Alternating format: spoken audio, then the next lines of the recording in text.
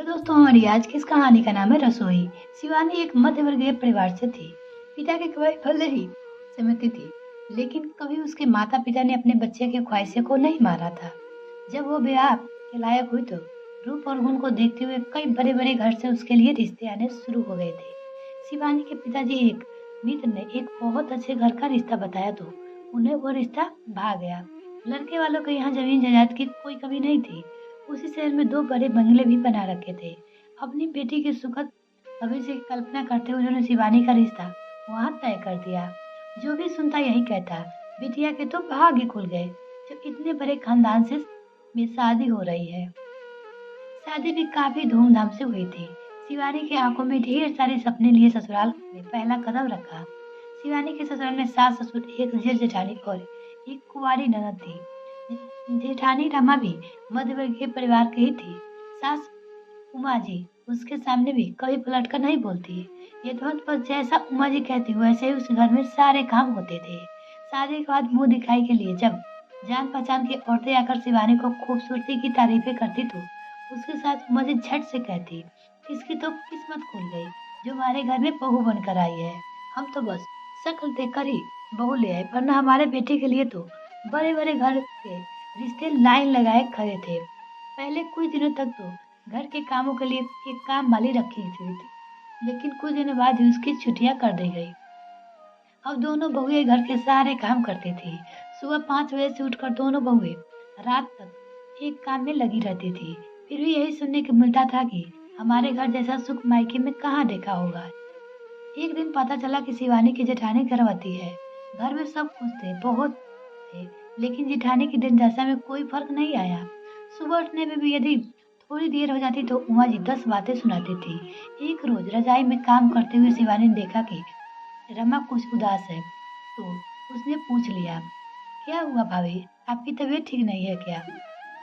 शिवानी, इतना दिनों से कुछ अच्छा नहीं लगता, सब्जी रोटी तो नहीं भाती, कुछ मीठे खाने का मन रहा है।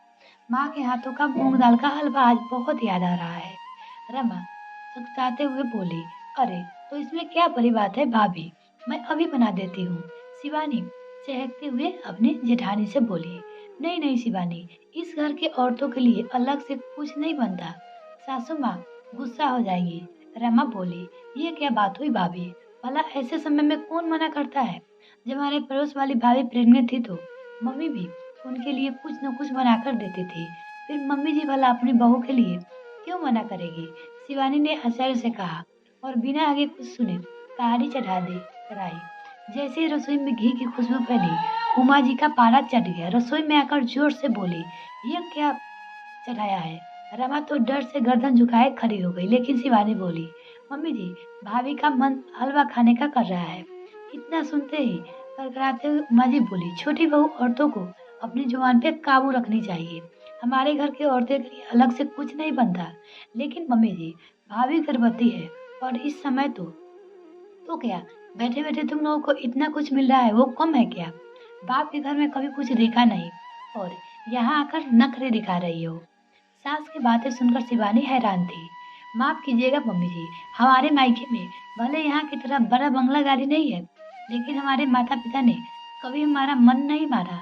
आपकी तरह खाने पीने पर कभी रोक नहीं लगाई। ये घर भले ही बड़ा हो, लेकिन यहाँ के लोगों की सोच बहुत छोटी है। हमारे यहाँ तो पड़ोसी कभी इस अवस्था में एक दूसरे की पसंद नापसंद का ध्यान रखते हैं, लेकिन यहाँ घर की बहुएं भी अपनी इच्छा से कुछ नहीं खा सकती। यहाँ अपने से छोटे घर की बहू सिर्फ इसलिए आई जाती है ताकि मुफ्त में आपको नौकरानी मिल जाए और आपके आगे मुंह भी ना खोले। लेकिन मम्मी जी, हमारा घर छोटा सा ही, लेकिन हमारा दिल आपके जितना छोटा नहीं है।